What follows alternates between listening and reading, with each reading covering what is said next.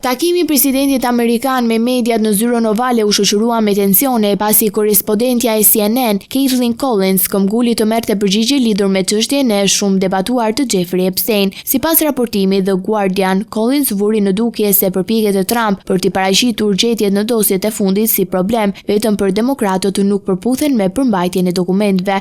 Ai theksoi se materialet përmendin dhe lidhje të financierit me figura të afërta me presidentin, përfshirë Elon Musk dhe sekretarin e tregtisë Howard Lutnick. Presidenti reagoi duke siguruar se pas publikimeve fsheh një komplot politik kundër tij dhe tentoi të mbyllte diskutimin duke deklaruar se vendi duhej të kalojë në një fazë tjetër. Megjithatë, gazetarja vazhdojnë me pyetje duke kërkuar një mesazh për personat që mendojnë se nuk kanë marrë drejtësi. Kjo ndërhyrje e irritoi Trumpin, i cili u përgjigj me tone të ashpra dhe kaloi në sulm personal ndaj saj, duke cilësuar si raporterja më e keqe, duke ju drejtuar ligjvënësve republikan të pranishëm. Ai shtoi, "Është një grua e re, nuk mendoj se të kem parë ndonjëherë të buzëqesh", vazhdoi ai përpara se të kthehej sërish nga Collins, "Të njoh për 10 vitesh, nuk kam parë ndonjëherë një buzëqeshje në fytyrën tënde dhe e dini pse nuk buzëqesh, sepse e ke mjaft të qartë dhe vetë që nuk po thua të vërtetën", ishte komenti i tij. Nuk është hera e parë që mes Trump dhe Collins ka përplasje publike. Sipas mediave britanike, në vitin 2020 presidenti u largua nga një konferencë për shtyp pas një debati me të, duke akuzuar për pyetje dashakeqe.